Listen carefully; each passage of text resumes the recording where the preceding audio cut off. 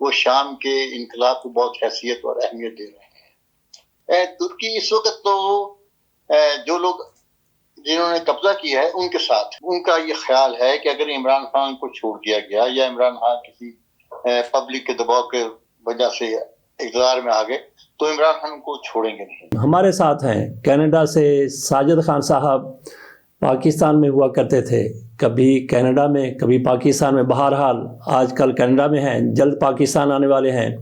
پاکستان کی سیاست پر بات کرتے ہیں، لیکن شروع کرتے ہیں شام سے۔ شام میں جو کچھ ہو گیا، جس طرح سے بشار الاسد کو اپنی حکمرانی چھوڑ کر راہ فرار اختیار کرنا پڑی، اور اس کے ساتھ ساتھ ٹرمپ وہ بھی الیکشن جیت چکے ہیں، چند روز رہ گئے ہیں ان کے اقتدار میں باقاعدہ آنے میں، جب وہ حلف اٹھا لیں گے۔ اس سارے منظرنامے کو دیکھتے ہوئے خان صاحب سے پوچھتے ہیں کہ اس ساری صورتحال کو پاکستان کے ساتھ کیسے آپ ریلیٹ کریں گے؟ کیا پاکستان میں جو رجیم چل رہی ہے اس پر کوئی اثرات ہوں گے شام کے اور ٹرمپ کے صدر بننے کے بعد؟ جی ہاں سر، بظاہر تو کوئی ایسی چیز نظر نہیں آتی جس سے کہا جا سکے کہ کوئی مماثلت ہے، لیکن آپ نے بات اثرات کی ہے تو میرا خیال اثرات پاکستان میں بھی اس کے ہو رہے ہیں۔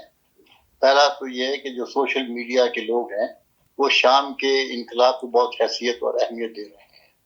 ہمارے جو سیاسی لوگ ہیں اور جو موجودہ حکومت میں لوگ شامل ہیں اور اسمبلی میں بیٹھے ہوئے ہیں، وہ اس موضوع پہ بات کرنے سے کرنی کترا رہے ہیں۔ اور پھر یہ ہے کہ پاکستانی میڈیا کا المیہ یہ ہے کہ میاں شہباز شریف صاحب سے، میاں نواز شریف صاحب سے، مریم نواز سے پوچھا جا سکتا تھا کہ شام میں جو کچھ ہوا اس پہ ان کا کیا خیال ہے۔ پاکستان میں تو کچھ ایسا نہیں ہونے جا رہا، کسی اخباری ادارے نے اس معاملے پہ کوئی پیش رفت نہیں کی، خبریں دی جا رہی ہیں۔ اصل میں شام میں جو کچھ ہوا اس میں اگر دیکھا جائے تو سب زیادہ نقصان جو ہے وہ روس کو ہوا ہے۔ اچھا جی۔ اور بظاہر تو ایسا نہیں لگتا کہ امریکہ نے کچھ مداخلت کی ہو، کیونکہ جو لوگ آئے ہیں ان کے خلاف امریکہ بہت عرصے تک لڑتا رہا ہے یا وہ امریکہ سے لڑتے رہے ہیں۔ اب وہ جو یمن میں ہوتیز ہیں ان کے بارے میں کہا جا رہا ہے کہ وہ کس کا ساتھ دیتے ہیں، کیا وہ ابھی بھی اپنا جو سعودی عرب ہے اس کی مخالفت کرتے ہیں؟ اور پھر سعودی عرب کا رد عمل بھی بڑا اس وقت تک کوئی واضح رد عمل نہیں آیا۔ اور نقصان میں جہاں روس کو نقصان ہوا ہے وہاں پہ ایران بھی اس نقصان میں حصے دار ہے۔ اب ٹرکی کے بارے میں کہا جا رہا ہے، لیکن میرا خیال ہے ٹرکی ابھی تک غیر جانبدار ہے اور وہ دیکھ رہا ہے کہ کیا ہوگا۔ اچھا، وہاں پہ کئی قسم کے لوگ لڑ رہے تھے، کئی ممالک بھی اس میں ملوث تھے۔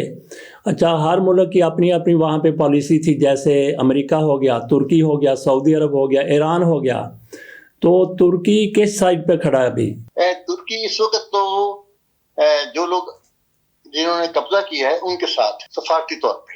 اچھا جی، تو ایران کے لیے ضرور مسئلہ ہے کہ ایران نے بہت کوشش کی تھی اسد کو سمجھانے کی کہ وہ اپنی روش ترک کر دے، اور اسے خطرات سے آگاہ بھی کیا تھا، روس نے بھی آگاہ کیا تھا، لیکن بہرحال وہ ایک عالمی سازش کا شکار ہوا، اسے بھاگنا پڑا اور اس نے پناہ لے لی جا کے روس کے اندر۔ اور دیکھیں پاکستانی میڈیا، جو سوشل میڈیا، یوٹیوب کے اوپر آپ دیکھیں تو ان میں سے 50% لوگوں نے تو یہ کہہ دیا تھا کہ جناب وہ عراقی صدر ہے، شام کا جو صدر ہے وہ ہوائی جہاز کے حادثے میں مارا گیا۔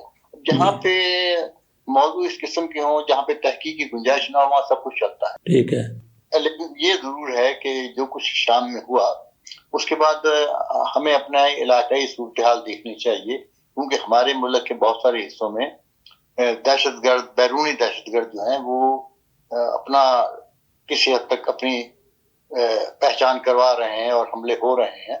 اس کے لیے سوچنا چاہیے پاکستان میں جو لوگ حکومت کر رہے ہیں کہ ان سے کیسے نپٹا جائے۔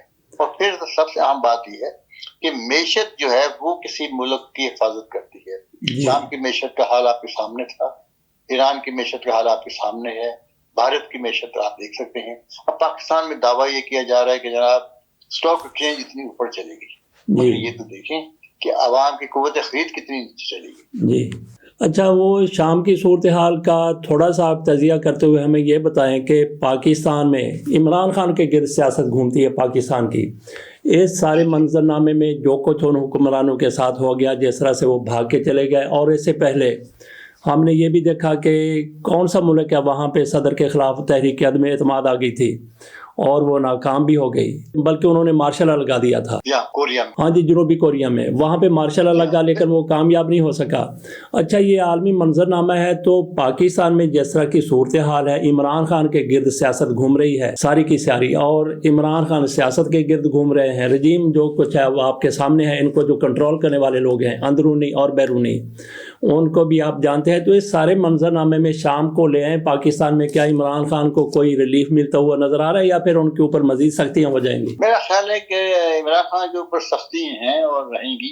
عمران خان سے جو لوگ بات کر رہے ہیں ان کا یہ خیال ہے کہ اگر عمران خان کو چھوڑ دیا گیا یا عمران خان کسی پبلک کے دباؤ کے وجہ سے اقتدار میں آ گئے تو عمران خان کو چھوڑیں گے نہیں.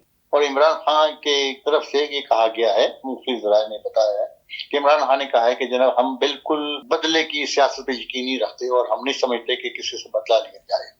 اور اب 2-4 دن پہلے جو باتیں ہو رہی ہیں کہ وہ بات چیت ہو رہی ہے، انہوں نے ایک ٹیم بنا دی ہے. اور عمران تو پہلے یہ کہتے تھے، جو آتا تھا عمران تک تو رسائی نہیں تھی کہ عمران جو ہے وہ کہتے ہیں کہ میں اسٹیبلشمنٹ سے بات کروں گا، سیاسی لوگوں سے بات نہیں کروں گا. لیکن اب سیاسی لوگوں سے بات ہونے جا رہی ہے اور میرا خیال یہ ہے کہ اسٹیبلشمنٹ نے کہا ہے کہ یار تم عمران خان سے بات کرو، پوچھو عمران خان چاہتا کیا ہے. وہ عمران خان جو چاہتا ہے وہ ابھی تک عمران خان نے نہیں بتایا. آخری پتے کے حوالے سے، آخری کارڈ کے حوالے سے وہ چھپا کے رکھا. کیا کارڈ ہو سکتا ہے آپ کے خیال میں؟ سر وہ کارڈ یہی ہے کہ مجھے جیل میں رکھو.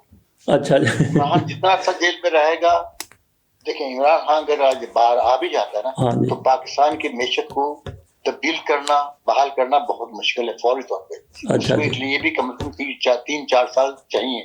اور پھر یہ ہے کہ ساری صورتحال میں پنجاب کے جو لوگ ہیں ان کا رویہ بڑا مشکوک اور مخدوش رہا ہے. اچھا جی. اور شرم آتی ہے کہ پنجاب میں سے کوئی شخص بھی عمران خان کے لیے نہیں نکلا. ہاں لیکن 5 کروڑ ایسے نوجوان ہیں جو عمران خان کا نام جاپتے ہیں لیکن ان کو بہت ساری مشکلات ہیں، روزگار کی مشکلات ہیں، نظام کی مشکلات ہیں، فوج کی مشکلات ان کے سامنے ہیں. تو یہ تمام تر چیزیں جو ہے نا، یہ بہرحال میرا یہ خیال ہے کہ عمران اسی صورت میں باہر آئیں گے جب کوئی معاہدہ ہو جائے گا جس میں اس بات کی یقین دہانی ہوگی کہ ان لوگوں کے ساتھ کوئی برا سلوک نہیں کیا جائے گا. اچھا جی، خان صاحب یہاں پاکستان میں اور وہاں آپ کے ہاں بھی یہ بہت بڑا سوال اٹھایا جا رہا ہے، تو وہاں پہ کیا صورتحال ہے؟ آپ کو کیا جواب کو ملا کہ گولی کیسے نے چلائی، کیوں چلائی؟ دیکھیں بیرون ملک جتنے تارکین وطن ہیں ان کا خیال یہ ہے کہ پنجاب میں پولیس نے اور رینجرز نے یہ کام کیا. ان کو کچھ ایسے کلپس بھی آئے جس میں فوج جو ہے مداخلت کرتی نظر نہیں آئی اور یا ان کو زیادہ آگے نہیں لایا گیا. لیکن بہرحال جب ایک ذمہ داری آپ کو دی جاتی ہے تو آپ کچھ نہ کچھ کرنا پڑتا ہے.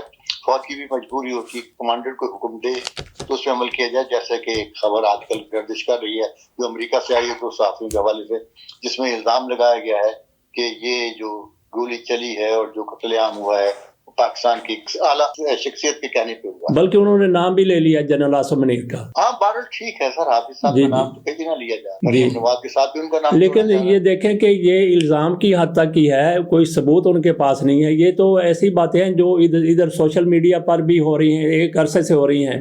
یا تو وہ لوگ کوئی نئی چیز لے کے آتے نا، ثبوتوں کے ساتھ بات کرتے، بالکل بھی ثبوت نہیں ہے. ساری کی ساری چیزیں ایک سے لے کے آخر تک، میں نے وہ خبر پڑھی ہے، انگریزی میں خبر ہے، وہاں پہ سارا انہوں نے ذرائع کے حوالے سے فلاں نے کہا جیسے وہاں پہ صحافی تھے مطیع اللہ جان کا نام لے لیا، ثاقب بشیر کا نام لے لیا، فلاں کا نام لے لیا. تو یہ چیز تو ہمارے سامنے پہلے بھی تھی. انہوں کی نئی چیز کیا سامنے لائے ہیں؟ یہ سر نئی چیز یہ ہے کہ اس وقت جب آپ نے ٹرمپ کا بھی ذکر کیا تھا اپنی گفتگو میں، تو اگلے سال جب ٹرمپ اپنا حلف اٹھا لیں گے تو ان کے پاکستان کے ساتھ تعلقات کی نوعیت کیا ہوگی اور پاکستانی فوج کی حیثیت کیا ہوگی. وہ اس وقت پاکستانی فوج جو ہے وہ امریکی اسٹیبلشمنٹ کی حلیف ہے. کیا ٹرمپ کے آنے کے بعد بھی وہ بات ان کے درمیان رہے گی یا تعلقات کی دوبارہ جائزہ لینا پڑے گا؟ اس وقت تک فیصلہ ہوگا. اور میرا خیال یہ ہے کہ ٹرمپ کے آنے سے پہلے وہ چاہتے ہیں کہ عمران خان ان کو معافی دے دے. اچھا، عمران خان کس کو معافی دے دے؟ عمران خان ان لوگوں کو معافی دے دے جنہوں نے عمران خان کے ساتھ زیادتی کی.